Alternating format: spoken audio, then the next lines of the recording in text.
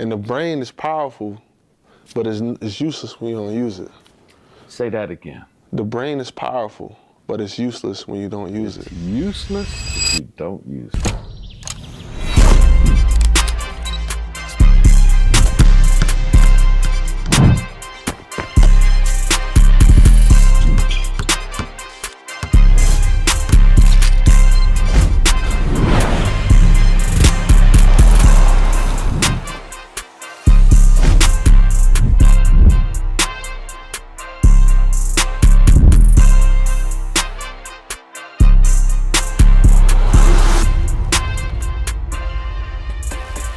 Here we go again. Man, what's up, man? I ain't messing with you, man. Listen, What? listen. What's up, man? So when you and I were sitting outside that restaurant, we had just finished having breakfast with the other guys. Yeah. And I sat down on the bench and you looked at me and you said, Pops, I got an idea.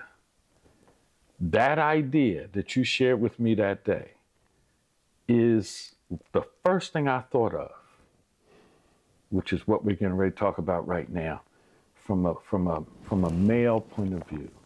That day, sitting on that bench, 10:30 in the morning on a Sunday, this conversation is the first thing that popped in my head, because it's been something I've been watching for the last 10, 15 years, Right. hearing come from the younger generation, and in my mind saying, we better than this.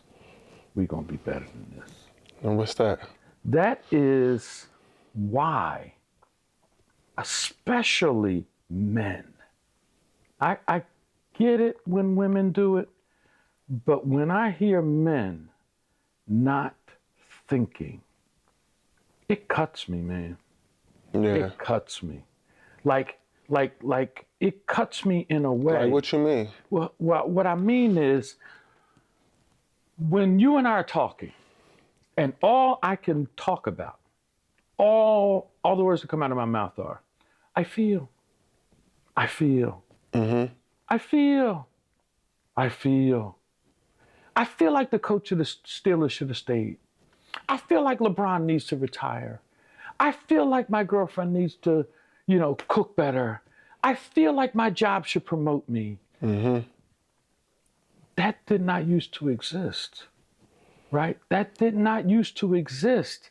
Men did not talk in the way that women talk.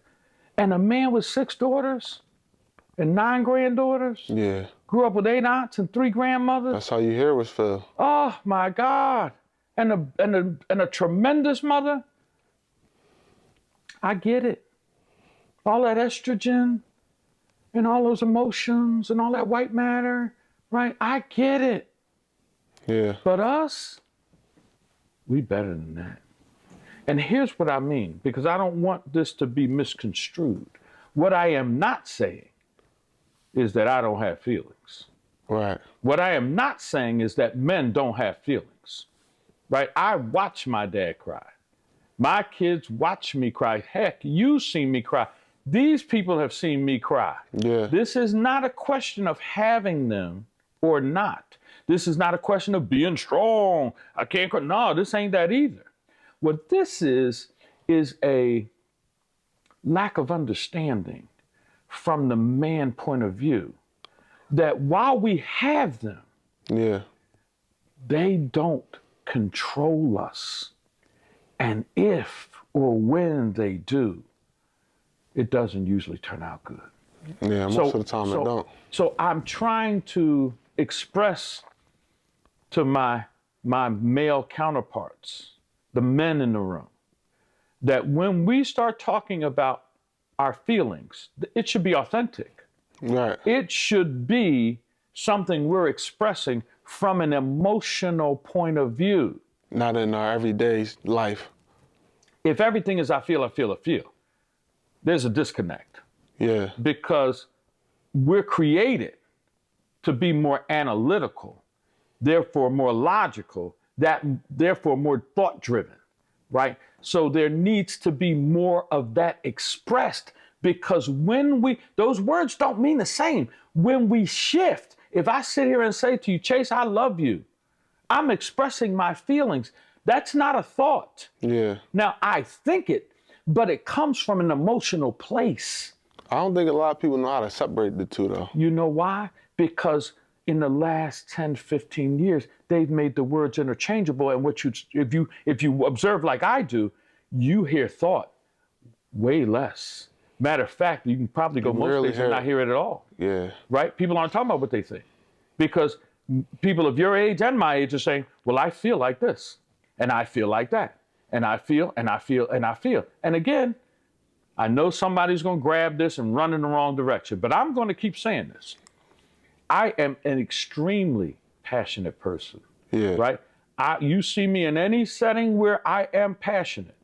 My family, my health, my relationships, right? The things that I think are valuable and important in life. Oh, man. You know what I think? What's that? People don't take the time to think because that feeling come first. Yes. So they get stuck in that feeling. Yes, I agree. Like, you got to pause to even say, I think. Yes. You're not going to say, well, most people will say, I feel. Yes. Because they ain't thinking. Yes. So it's like, you know, you put your hand on a hot plate. You don't think it's hot. Right. You feel it's hot. Yes. So you ain't gonna be like, yo, I think it's hot. You know it's hot. Right. It's hot. Yes. So we condition society Yes. to just go with And that. only thing I'm gonna add to what you just said is, I ain't talking about people. Not today. I'm talking about us. Men. I get them. Yeah. I get all your sisters sitting over here, right? If anybody's seen any other episodes with the girls, I'm like, they already know, right? Yeah. I'm talking about us. That's the only thing I'm addressing. Addressing it with them takes a different level of understanding, and probably it'd be like 3 times the time just to get through it. Yeah. And that's not a disrespect. That's just how many levels they have to it. For sure. Us, the one who's God is called to be the head of the family, right? To make these critical decisions with their assistants, to make the hard choices, to walk into spaces where people may not celebrate us, particularly in this political climate, right? And still be strategic.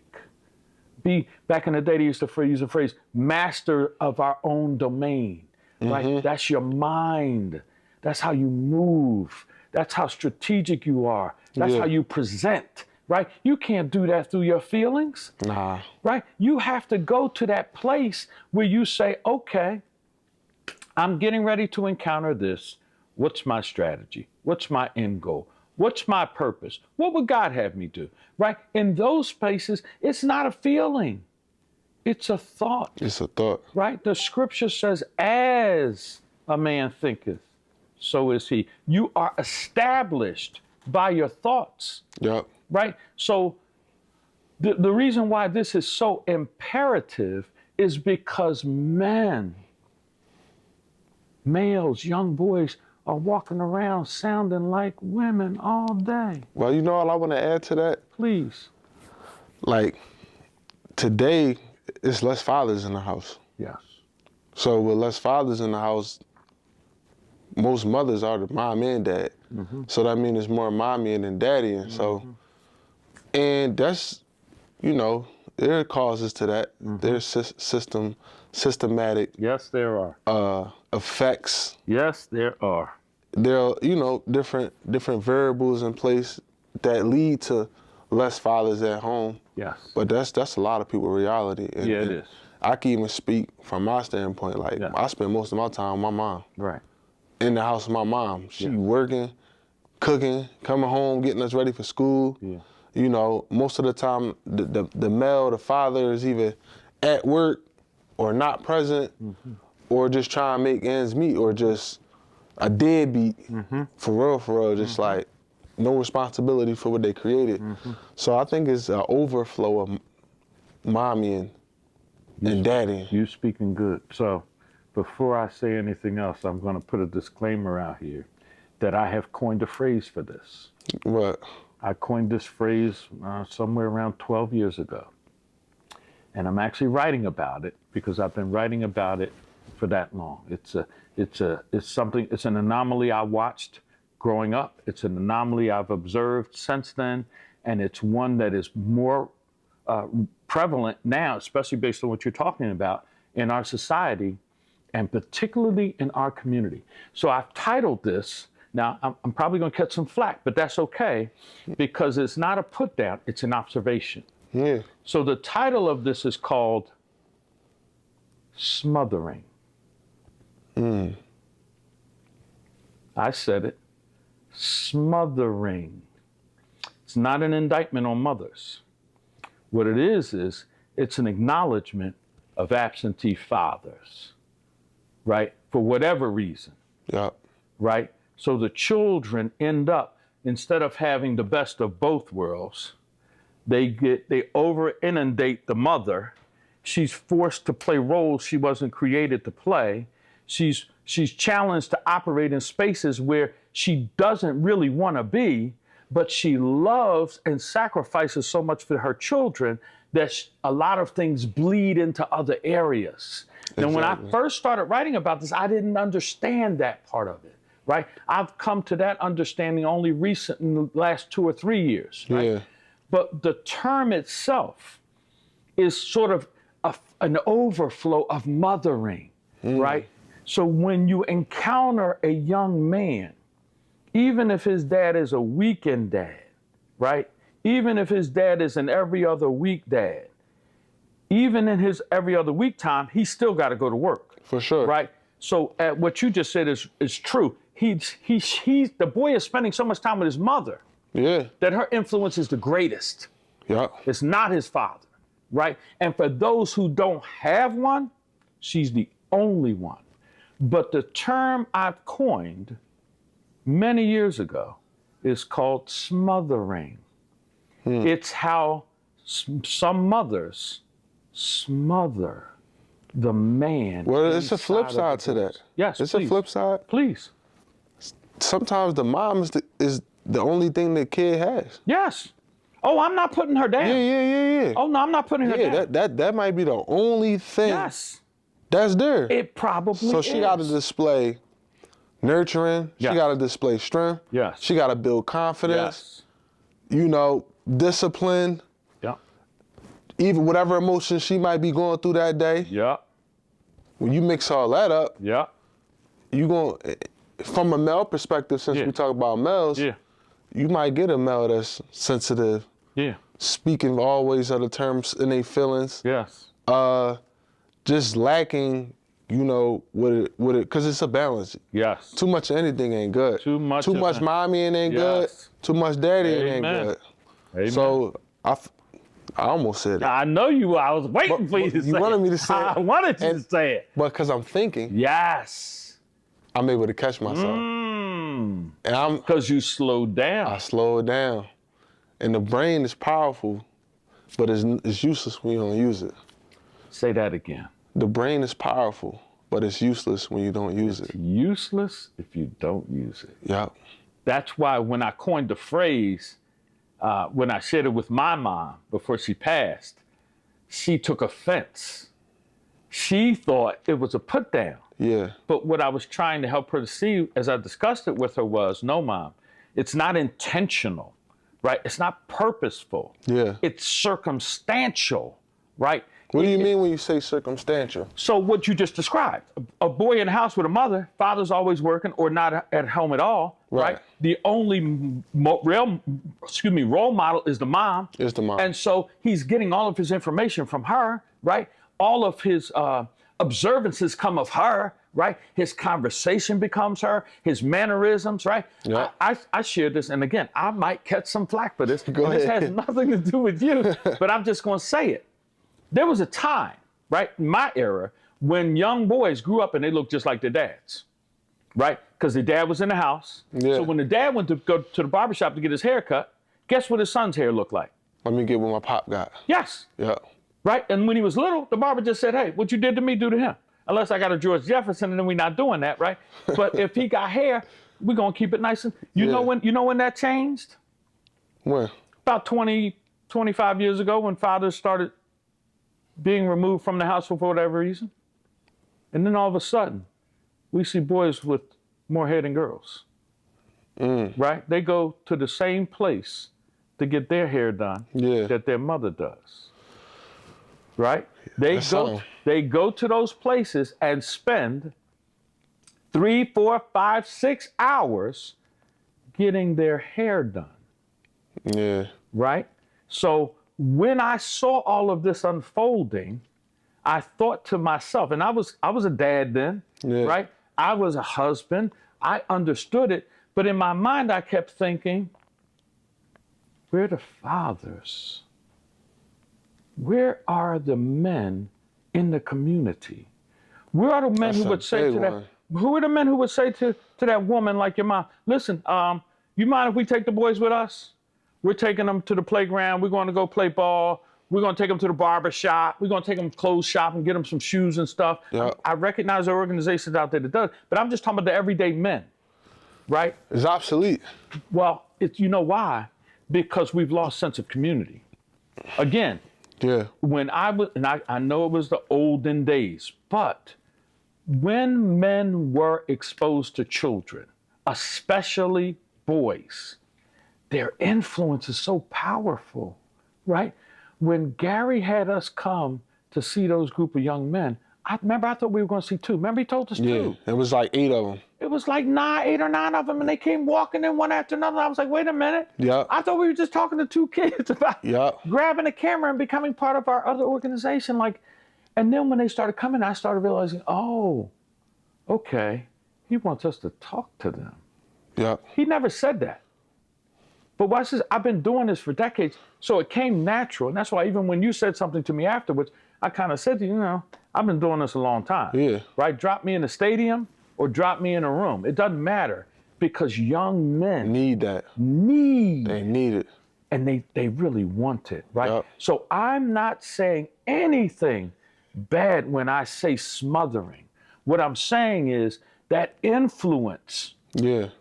overwhelms the man inside of the boy so that he doesn't develop in those other areas. Yep.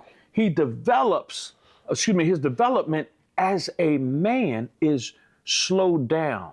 It's almost retarded depending upon what other influences there are. Uncles, cousins, brothers, somebody who can lay hands on him, Yep. who can encourage him, who can spend time talking about things from a male point of view, Yep. right? So it's not that feelings don't have a place, but when men begin to express themselves more from a female point of view, It's dangerous. well, and they're lacking some more understanding. And the real world don't care about none of that. No, The real world don't care about none of that. no, especially after a certain age, Yep. when they look at you and they say, well, yeah, but you should know better, right? They don't care that some dude didn't, give you that parking spot or stepped on your new shoes or whatever,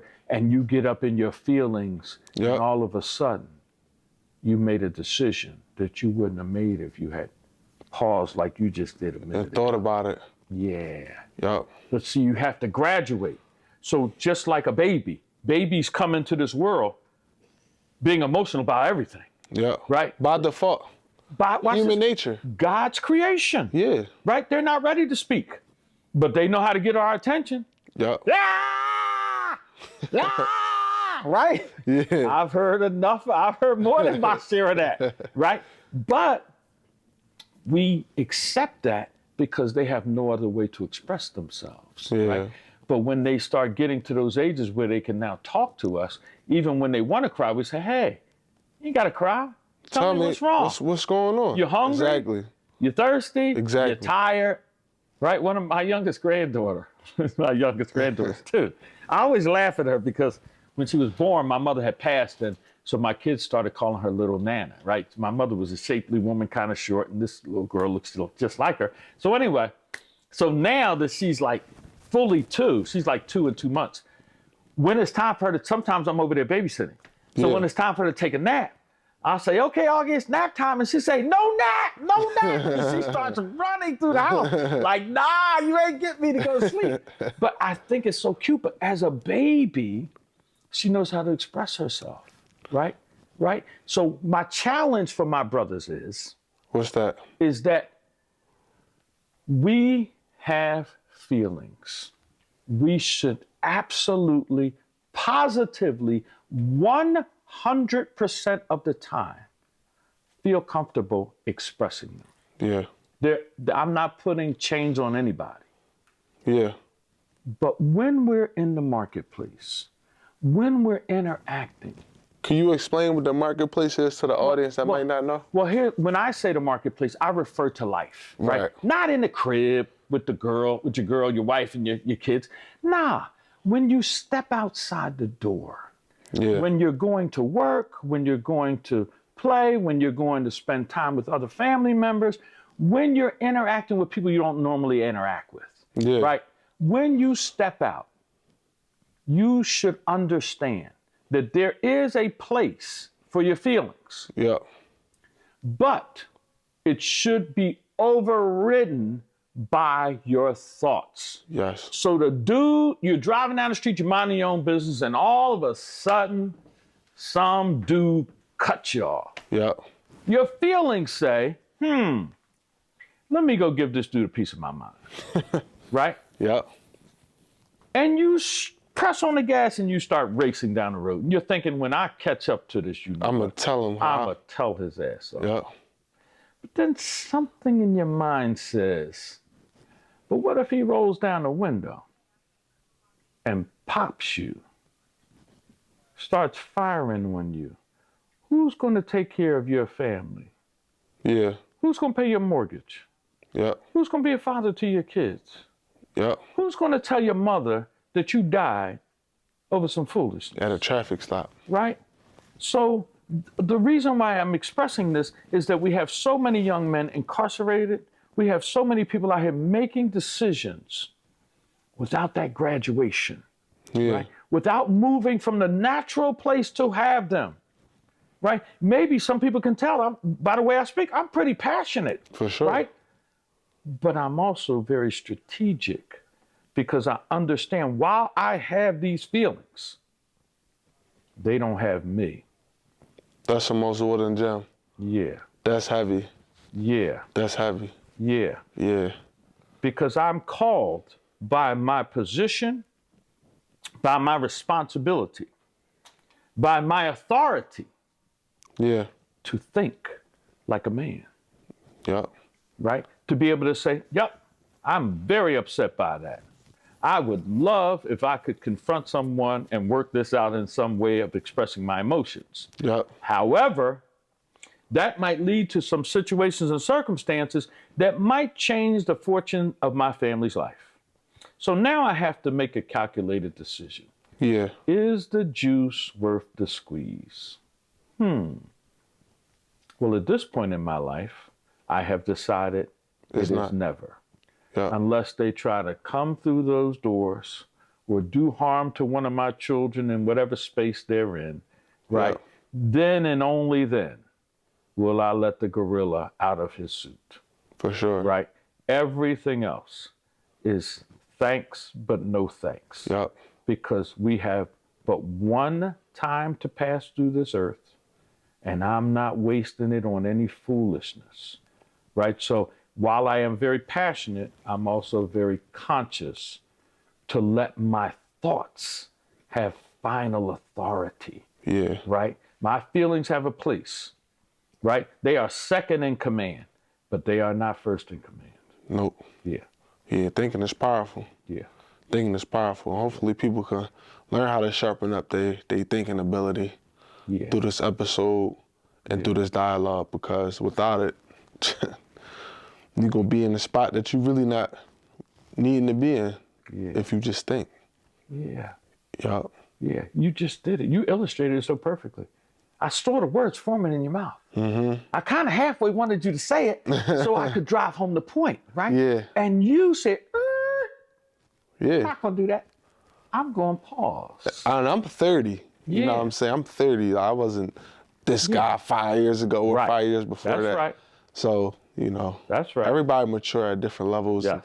different times. But with the presence of social media, Yes. and the platform like this, only almost wouldn't you get this kind of dialogue and apply it, or at least think about it. Yeah. Right? Think about it. Yeah. Don't feel it. Yeah. Right? Think about it.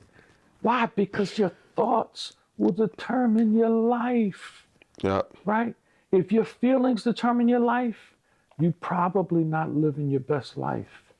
But if you think it through, right? If you become more conscious, if you become more purposeful, Yep. you can change some things that want to enter in.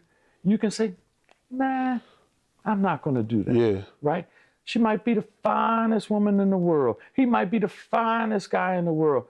But the drama that I see, I don't want that in my life. It was nice meeting you. Thank you very much. Have a good day. Why? Because somebody knocks at the door don't mean you got to let them in. That's another one. Listen. That's a gem. Listen. I'm an OG, man. You dropping them today. No, he dropping them. I'm just saying. Yeah. Right? But this has been something I've been thinking about for a long time. And again, we're going to talk about it more in depth. We're going to include some other people in the discussion. But I want to hear what you think, because you and I have been talking about this so long. You've made the turn, right? Talk about it. Talk about it from your perspective. You feel stronger. Okay. You feel stronger. It's not overnight. It's constant. It's constant. Because when you condition, it's like a kid playing basketball for the first time and they get the ball and they keep taking 3-4 steps instead of the 1, 2. Right. It's like you gotta slow down. Right. And I think that's the turning point when you can slow down. Yeah. Yeah. Yeah, you just gotta demonstrated. slow down. You just demonstrated it. Yeah, you gotta slow down. Yeah. And that's why I'm embracing getting older. Yeah. I feel good at Big 3-0. Yeah. I've done a lot of stuff in my 20s, a lot of crazy stuff, a lot of good stuff, some bad stuff. But, being able to be in a space to slow down, listen, comprehend, think, that's grown. And I know that's something we talked about before, but we're going to come back to what is grown. Yeah, we're going to do that one again, because that one's a good one too. And they're all intertwined. Right? When you really break these things out, these are family dynamics. These are things that in the right situation with the right people, these are lessons the parents teach the children, right? The father sees the mother overindulging the son sometimes, and he says, listen, boy, we're going to put your clothes on. Come on, we're going to go outside. And he goes and takes the son away for 2 or 3 hours. He can't step to the mother and say, listen, stop talking to my son like that. That's his mother, right? That's his softer side, right? That's his first love. That's the one who's going to encourage him in a different kind of way. My dad would be like, hey, get you and your brother together. Get your coats on. Let's go. And all we would see is us. All she would see is us waving goodbye. She wouldn't even know where we were going. My dad would take us in the car, drive us around for 2 hours, take us to the park, whatever, just so that he could influence us without her interruption, without her saying, you're being too hard on them. Oh, don't talk to them like that. Oh, why you got to say that? Why you got to hit him upside his head? All of those things. My father was so strategic. He recognized when my mom was home, it was a different set of rules, because she wasn't comfortable always with how he wanted to discipline his 2 sons. And him loving her. You want to elaborate on that? Well, my dad was a man who believed in young men being developed to be men at an early age. Yeah. So he started me waking up at 4:30, 5 o'clock in the morning when I was 12, 13 years old. He said, listen, I get up early in the morning, you get up early in the morning. So I used to get up 3 hours before school. Right? But what he taught me was how to use that time, right? And to this day, I have never, ever, ever needed an alarm to wake me up, because he said, early to bed, early to rise, makes a man healthy, wealthy, and wise. Well, anyone who knows me now says, Terry, that's your life. That's true. That's how you live. Well, that man set that tone. My mother didn't set that tone. My mother didn't set that tone. She was a smotherer, right? She was the one who said, I told y'all to go to bed. Hee, hee, hee. We run around and keep playing. My father come in the door, boom. That door closed. He come up the steps. You faking sleep. Listen. It's a different energy when daddy's in the house. For right? sure. That's why I'm not putting moms down, right? I am simply sharing an observation over many decades from childhood to being a grandfather that this thing that I have seen, and it's more prevalent with mothers and sons, right? Because of the nature of their relationship, right? Even Christ and his mother were so close that you hear about her saying, turn this into something good. And he said, Mother, my time has not yet come, right? That's how close their relationship was. Look, I'm God, I could do it, but not now. And then he still does it because that's his mother, right? That's the love of a son and his There's mother. no love like a mother's love, though. I'm going to tell you something. I don't care what nobody say. Well, there's only one love better than a mother's, and that's our Father, right? That's only one. I agree, right? And I'm a dad, right? But see, the way it's supposed to work is that fathers are supposed to love like the Heavenly Father. And unless you know the Heavenly Father as a father, you won't do a good job of that. Right? You'll love it however you've been loved. Right? Before I knew Christ, I disciplined my kids like my father disciplined me. Right? Because my father didn't know the Lord then. Right? And he would go upside your head for everything. Right? he would say, get up and change the channel because we didn't have remotes back then. If you didn't move quick enough, he'd go, I said, get up. You said, you're like, okay. But it also still the level of discipline in me in particular that a lot of people think I have a military background. I'm like, no, I grew up in the house with that man. And when that man said jump, I said, how high? For sure. Right? So this smothering thing is not a put down. It's an observation. Absolutely. It's a discussion. It's an awareness, but it's also something that if we talk about it, then people can become more aware of it, right? And in the case of women who don't have that father or husband or man in the house, they can seek him outside of the house and get this young boy some man time so that he can be shaped and molded and developed earlier on in life so that those influences will have time to grow in him and he can become a man sooner rather than later. I agree on that. Right. It blesses my soul every time I think about it. Yeah. That's why I keep tossing the ball back to you, because I have watched you over the last 4 or 5 years. Right. Go from that young boy to that young man. And you didn't do that through your feelings. Nah. Yeah. I appreciate that. And you've been a big monumental, big not even a word, monumental conversations. We on the phone all the time, healthy dialogue. You get on my ass sometimes, so you grinding me up, and I be needing that. I don't be wanting to hear it all the time, but it's like, did he have to go there? Yeah. Grind you up? Grind me up. I'm Mr. Softy. I'm Santa Claus. Me? Nah, not me. I'm the easiest guy in the world to interact with. No one would ever say those things about me. But you and maybe 300 or 400 other young men that know me. I got a question for you, though. Please, go ahead. Why aren't there more men in the community willing to step up and serve the young men that are to come? That's a tough one. Not a tough one because it's a hard one to answer. It's a tough one to acknowledge.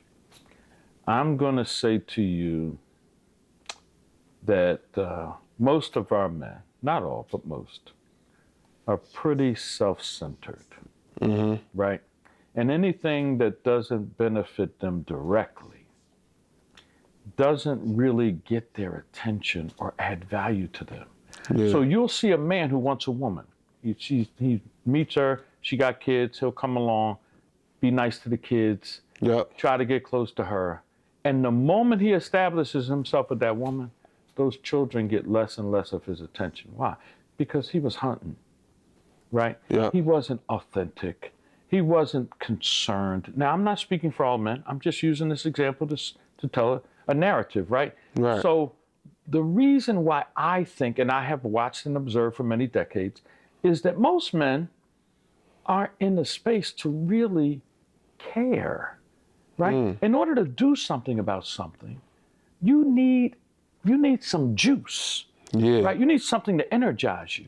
Yeah. And I believe that something is care, right? It's care. Yeah. What do you care? You care about your car. Look at it. The wheels are cleaner than the kitchen floor in your house, right? Yeah. Look at your bling bling or your fine clothes or fancy shoes, right? They look great. Yeah. Why? Because you care. Well, why don't you care for these children, especially ones you see without fathers, Yeah. without men in their lives? It don't take a lot.